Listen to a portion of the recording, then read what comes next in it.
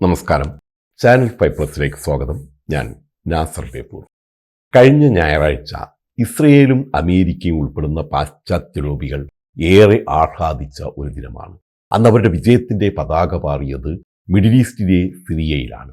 കഴിഞ്ഞ ഞായറാഴ്ച, അതായത് 2024 ഡിസംബർ 7 അബൂ മുഹമ്മദ് അൽ ജുലാനിയുടെ നേതൃത്വത്തിലുള്ള പ്രതിപക്ഷ സേന തലസ്ഥാനമായ ഡമാസ്കസിലേക്ക് മാർച്ച് ചെയ്തു. പ്രസിഡന്റ് ബഷർ അൽ അസദിന്റെ ഭരണത്തിൽ നിന്നും രാജ്യത്തെ മോചിപ്പിച്ചതായി അവർ പ്രഖ്യാപിച്ചു. 53 വർഷത്തിലേറെ നീണ്ട അൽ അസദ് കുടുംബ ഭരണത്തിന്റെ അതിശയകരമായി തകർച്ചയെ ചരിത്ര നിമിഷമെന്നാണ് ലോകം വിശേഷിപ്പിക്കുന്നത്. കാരണം അങ്ങനെ ഒരു രാജ്യം കൂടി പാശ്ചാത്യ ലോബികളുടെ കൈപ്പിടിയിൽ ഒതുങ്ങി. അതുതന്നെയാണ് ബെഞ്ചമിൻ നെതന്യാഹുവിന്റെ ആഹ്ലാദഭരിതമായ ഈ വാക്കുകളിൽ പ്രതിഫലിക്കുന്നതും. This is a historic day for the Middle East. The collapse of the Assad regime, the tyranny in Damascus offers great opportunity, but also is fraught with significant dangers. റഷ്യയെ സൈനികമായും സാമ്പത്തികമായും തകർക്കുക എന്നതാണ് അമേരിക്കയുടെ ആത്യന്തികമായ ലക്ഷ്യം. അതിന്റെ ആദ്യപടിയായി റഷ്യയുടെ കൈകൾ ഓരോന്നായി അറുത്തിടുക എന്നതാണ് അവർ സ്വീകരിച്ചിരിക്കുന്ന ഗൂഢമായ നീക്കം. സോവിയറ്റ് റഷ്യ, ചൈന, ഉത്തര കൊറിയ, ഇറാൻ, ഇറാഖ്, തുർക്കി, സിറിയ, ലെബനൻ എന്നീ രാജ്യങ്ങൾ ഒന്നിച്ച് ഒറ്റക്കെട്ടായി നിന്നാൽ അത് ആർക്കും തകർക്കാനാവാത്തൊരു വൻ ശക്തിയാണ്. അതിനെ തകർത്ത് റഷ്യ ഒറ്റപ്പെടുത്തുക എന്നതാണ് പാശ്ചാത്യ ലോബികളുടെ ഗൂഢനീക്കം. അതിലവർക്ക് മതപരമായ ചില ഗൂഢലക്ഷ്യങ്ങളുമുണ്ട്. അതിവിടെ പറയുന്നില്ല. ഒരു ലോകമഹായുദ്ധത്തിന്റെ കരിനിഴൽ പടരുന്ന ഒരു സന്ദർഭത്തിൽ അവർ ആദ്യമായി ചെയ്തത് സോവിയറ്റ് യൂണിയനെ തകർക്കുകയായിരുന്നു. മിഖായിൽ ഗോർബച്ചേവ് എന്ന റഷ്യൻ പ്രസിഡന്റിലൂടെ അവർ അത് നേടിയെടുക്കുക തന്നെ ചെയ്തു. അദ്ദേഹത്തിന്റെ കുപ്രസിദ്ധമായ ഗ്ലാസ്നോസ്റ്റും പെരിസ്ട്രോയ്ക്കയുമാണ് സോവിയറ്റ് യൂണിയൻ എന്ന മഹത്തായ ഒരു രാജ്യത്തെ ഛിന്ന ഭിന്നമാക്കിയത്. 1991 ഡിസംബർ 26 ലോക ചരിത്രത്തിൽ വെറും ഓർമ്മകൾ മാത്രം ബാക്കി നിർത്തി റഷ്യൻ പാർലമെന്റിന് മുകളിൽ നിന്നും കമ്മ്യൂണിസ്റ്റ് ചെങ്കൊടി പിഴുതെറിയപ്പെട്ടു. അങ്ങനെ അമേരിക്ക തന്റെ കടുത്ത എതിരാളിയെ തകർത്തെറിഞ്ഞു. പിന്നെ ഇറാനാണ് ലക്ഷ്യമിട്ടത്. ഇറാഖിനെ സദ്ദാം ഹുസൈനെ സ്വാധീനിച്ച് ഇറാനെതിരെ യുദ്ധം നയിച്ച് ആ രാജ്യത്തെ തകർത്തു. പക്ഷേ സദ്ദാം ഹുസൈൻ റഷ്യ അനുകൂല നിലപാടുകൾ സ്വീകരിച്ചതോടെയാണ് അമേരിക്കയ്ക്ക് സദ്ദാം അനഭിമതനാകുന്നത്. അതോടെ ഇറാഖിനെ തകർത്ത് അമേരിക്കൻ പാവർ സർക്കാരിനെ അവിടെ പ്രതിഷ്ഠിച്ചു. ഇസ്രായേലിനെ സ്വാധീനിച്ചാണ് പശ്ചിമേഷ്യയിൽ അമേരിക്കയ്ക്കെതിരെയുള്ള രാജ്യങ്ങളെ ഇപ്പോൾ നശിപ്പിക്കുന്നത്. അതാണിപ്പോൾ നമ്മൾ സിറിയയിലും കാണുന്നത്. സിറിയയിലെ ബഷർ അൽ അസദിനെ ഒരിക്കലും എനിക്ക് അനുകൂലിക്കാൻ കഴിയില്ല. സ്വേച്ഛാധിപതിയായൊരു ഭരണാധികാരിയായിരുന്നു ഇയാൾ. അത് എവിടെയും അങ്ങനെയാണ്. ഭരണ തുടർച്ച എവിടെ ഉണ്ടാകുന്നോ അവിടെയെല്ലാം സ്വേച്ഛാധിപതികൾ ഉയർന്നു വരും. രാജ്യമാണെങ്കിലും സംസ്ഥാനമാണെങ്കിലും അതൊരു പഞ്ചായത്താണെങ്കിൽ പോലും തൻ്റേതാണെന്ന ഒരു തോന്നലുണ്ടാകും. താനാണ് പാർട്ടിയെന്നും തന്നെ എതിർക്കുന്നവർ പാർട്ടിയെ എതിർക്കുന്നവരാണെന്നും വരുത്തി തീർക്കും. മറ്റുള്ളവരെല്ലാം തൻ്റെ ആജ്ഞാനുവർത്തികളാണെന്ന തോന്നലുണ്ടാകും. ഈ ആജ്ഞാനുവർത്തികൾക്ക് മാത്രം സ്ഥാനമാനങ്ങൾ കിട്ടും. എതിർക്കുന്നവരെ തകർക്കും. ഞാനും എൻ്റെ മക്കളും മരുമക്കളും എന്ന ഒരു നെറികെട്ട സ്വാർത്ഥ ചിന്തയിലേക്ക് അത് ഏതൊരു മഹത്തായ പ്രസ്ഥാനത്തിൻ്റെയും നേതാക്കളെ എത്തിക്കും. നമ്മുടെ കേരളത്തിൽ പോലും അതിന് ഉദാഹരണങ്ങൾ ഉണ്ട്. ഞാൻ പറയുന്നില്ല, ഇപ്പോൾ ഇവിടെ വിഷയമല്ല. 53 വർഷക്കാലമാണ് അസദ് കുടുംബം സിറിയയിൽ അധികാരത്തിലിരുന്നത്. ആദ്യമെല്ലാം നല്ല ഭരണാധികാരിയായിരുന്നു ഹാഫിസ് അൽ അസദ്. തുടർ ഭരണമാണ് അദ്ദേഹത്തെ ഒരു സ്വേച്ഛാധിപതിയാക്കിയത്. അദ്ദേഹത്തിന്റെ മരണത്തെ തുടർന്ന് മകൻ ബഷർ അൽ അസദ് ഭരണം ഏറ്റെടുത്തോടെ അദ്ദേഹം തികച്ചും ഒരു സ്വേച്ഛാധിപതിയായി മാറി. തന്നെ എതിർക്കുന്നവരെല്ലാം നശിപ്പിക്കുക എന്ന ചിന്തയിലേക്ക് അത് അദ്ദേഹത്തെ നയിച്ചു. അതാണിപ്പോൾ അന്തിമമായ പതനത്തിലേക്ക് അദ്ദേഹത്തെ നയിച്ചത്. ആ നാൾ വഴികളിലേക്ക് ഒന്ന് തിരിഞ്ഞു നടക്കാം. ഇപ്പോൾ സിറിയ അതിമനോഹരമായ സമ്പൽ സമൃദ്ധമായ ഏറെ വൈവിധ്യങ്ങളുള്ള ഏറെ സാധ്യതകളുള്ള ഒരു രാജ്യമാണ്. ഫലഭൂയിഷ്ടമായ സമതലങ്ങളും ഉയർന്ന പർവ്വതങ്ങളും മരുഭൂമികളുമുള്ള ഒരു രാജ്യം. വിവിധ വംശീയ മതവിഭാഗങ്ങളുടെ ആവാസ കേന്ദ്രമാണിത്. ഇവരിൽ ഏറ്റവും കൂടുതലുള്ളത് സുന്നി മുസ്ലിങ്ങളാണ്. എന്നിരുന്നാലും കഴിഞ്ഞ ആഴ്ച വിമതസേന ഡമാസ്കസ് പിടിച്ചടക്കുന്നത് വരെ നവബാത്തിസ്റ്റുകൾ ഭരിച്ചിരുന്ന ലോകത്തിലെ ഒരേ ഒരു രാജ്യമായിരുന്നു സിറിയ. ഭൂരിപക്ഷം സുന്നികളുള്ള ഒരു രാജ്യത്തെ ഭരിച്ചിരുന്നത് ന്യൂനപക്ഷമായ ഷിയാക്കളിൽ തന്നെ ഒരു പ്രത്യേക വിഭാഗമായ അലവൈ ഷിയ വിഭാഗത്തിൽപ്പെട്ട ബഷർ കുടുംബമാണ്. അലവൈ ഷിയാക്കൾ യഥാർത്ഥത്തിൽ 10-ാം നൂറ്റാണ്ടിൽ ഇറാഖിലെ സുന്നി മുസ്ലിങ്ങളുടെ മതപരമായ പീഡനങ്ങളിൽ നിന്നും പലായനം ചെയ്ത് സിറിയയുടെ പടിഞ്ഞാറൻ തീരത്തുള്ള ലദാക്കിയ പ്രവിശ്യയിൽ സ്ഥിരതാമസമാക്കിയ ഭാഗമാണ്. അവരുടെ പിന്തുടർച്ചക്കാരാണ് ബഷർ കുടുംബം. അങ്ങനെ നോക്കുമ്പോൾ അവർ യഥാർത്ഥത്തിൽ സിറിയക്കാർ പോലുമല്ല, ഇറാഖികളാണ്. ഈ ഭാഗ്യതയാണ് വാസ്തവത്തിൽ അവിടെ അസന്തുഷ്ടിയുടെ വിത്ത് മുളപ്പിച്ചതെന്ന് ഞാൻ പറയും. പക്ഷെ ആദ്യകാലങ്ങളിൽ ഏറെ ജനസമ്മതനായൊരു നേതാവായിരുന്നു ഹാഫിസ് അൽ അസദ്. അധികാരം അദ്ദേഹത്തെ ഒരു ഏകാധിപതിയും ആഡംബര ലോലനുമാക്കുകയായിരുന്നു. 14 വർഷങ്ങൾ വരെ അത് വലിയ കുഴപ്പമില്ലാതെ തുടർന്നു. ഇതിനിടയിലാണ് സിറിയ പൂർണ്ണമായും റഷ്യൻ പക്ഷത്തേക്ക് ചായുന്നത്.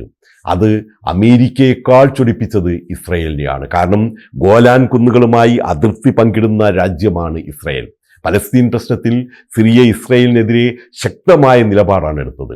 റഷ്യൻ സഹായത്തോടെ സിറിയ ഒരു ആണവ രാജ്യമായി വളർന്നാൽ അത് തങ്ങൾക്ക് വലിയ തലവേദനയാകുമെന്ന് അവർക്കറിയാമായിരുന്നു. അങ്ങനെയാണ് അമേരിക്കയുടെയും സഖ്യകക്ഷികളുടെയും പിന്തുണയോടെ അവിടെ കുർദിഷ് അറബ് വംശജരുടെ സിറിയൻ ഡെമോക്രാറ്റിക് ഫോഴ്സ് എന്നൊരു സഖ്യസേന രൂപീകരിക്കുന്നത്. അതായത് ഒരു രാജ്യത്ത് ആഭ്യന്തര കലാപമുണ്ടാക്കാൻ അമേരിക്കയും ഇസ്രയേലും മറ്റ് സഖ്യകക്ഷികളും നേരിട്ട് അവിടുത്തെ വിമതസേനയ്ക്ക് ആയുധങ്ങൾ എത്തിച്ചു കൊടുക്കുന്ന തികച്ചും ജനാധിപത്യ വിരുദ്ധമായ ഒരു നടപടിയാണ് അവിടെ നടന്നത്.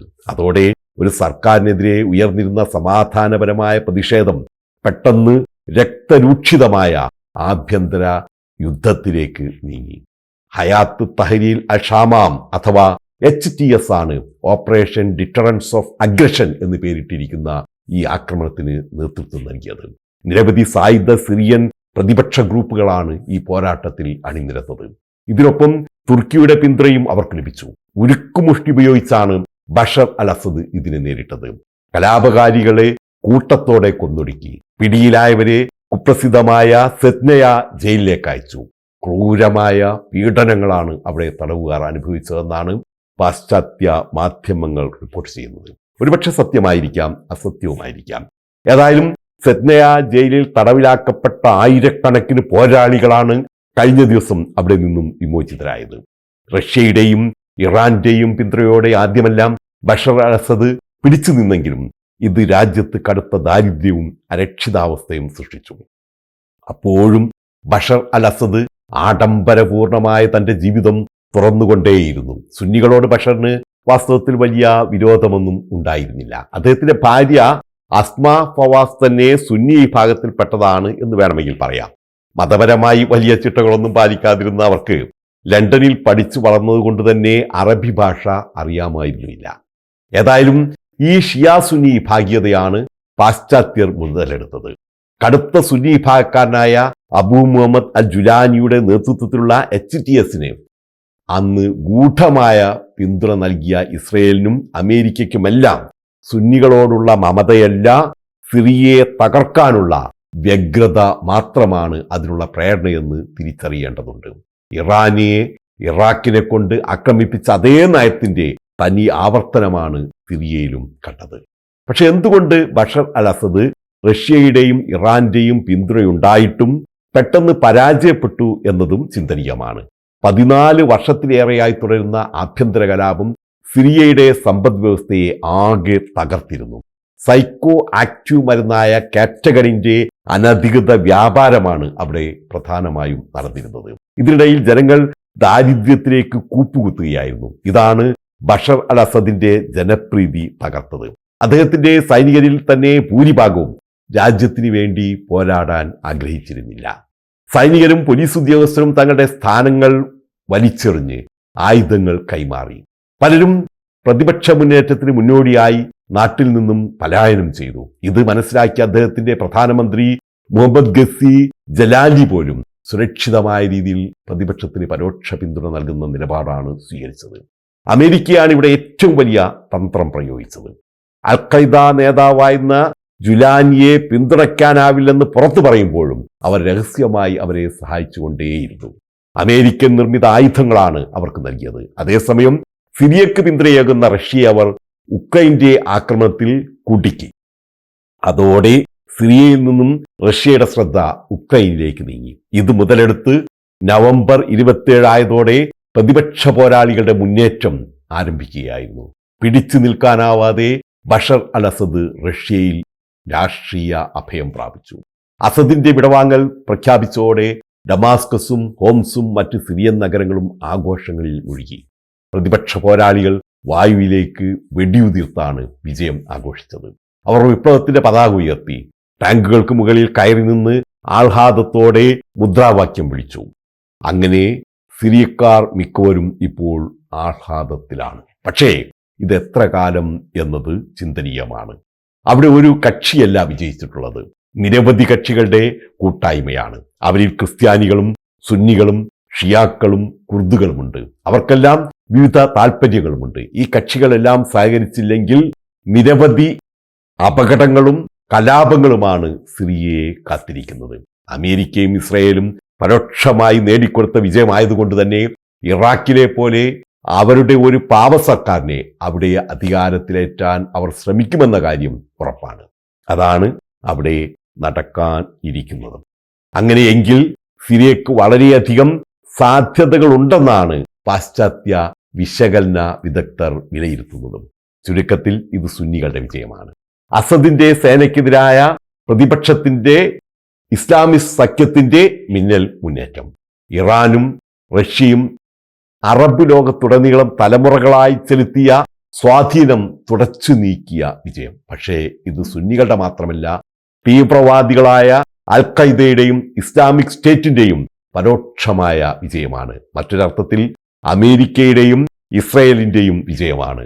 ട്രംപിന്റെ ഈ വാക്കുകളിൽ അത് വ്യക്തവുമാണ്. We're watching and we're negotiating and we're trying to get Turkey to do the right thing because we'd like to stop wars regardless whether Americans are in or whether they're not in. We want to see wars stop. That's a very important thing. അസദിന്റെ പതനത്തോടെ ഇനി ഇസ്രയേലിന് സിറിയയെ തച്ച് തകർക്കാനാവും.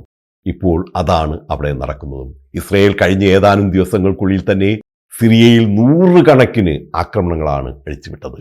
അവിടെ സൈനിക കേന്ദ്രങ്ങൾ മുഴുവനും തകർത്തു.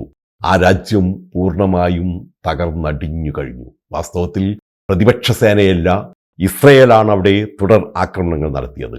അതാണ് അസദിനെ തകർത്തതും ഇപ്പോഴും ആ രാജ്യത്തെ തകർത്തുകൊണ്ടിരിക്കുന്നതും പ്രതിപക്ഷ സേനയല്ല, ഇസ്രയേലാണ്. ഇസ്രയേലിന് ഭാവിയിൽ ഭീഷണിയാകുന്ന എല്ലാറ്റിനെയും തങ്ങൾ തച്ച് തകർക്കുമെന്നാണ് ബെഞ്ചമിൻ നെതന്യാഹു പരസ്യമായി പ്രഖ്യാപിക്കുന്നത്. ഈ പ്രഖ്യാപനം ലോക സമാധാനത്തിന് നേരെയുള്ള പരസ്യമായൊരു വെല്ലുവിളിയാണ്. This collapse is a direct result of our forceful action against Hezbollah and Iran, Assad's main supporters. It set off a chain reaction of all those who want to free themselves from this tyranny and its oppression. അപ്പോൾ ഈ വിജയം നല്ലതോ ചീത്തയോ? ഇത് Arab വസന്തമോ Arab വേനലോ? ഉത്തരം പറയാൻ ഇപ്പോഴെനിക്കാവില്ല. എല്ലാറ്റിനും കാലം തന്നെ മറുപടി പറയുമെന്ന് മാത്രം ഇപ്പോൾ ഓർമ്മിപ്പിക്കുന്നു. നന്ദി, നമസ്കാരം.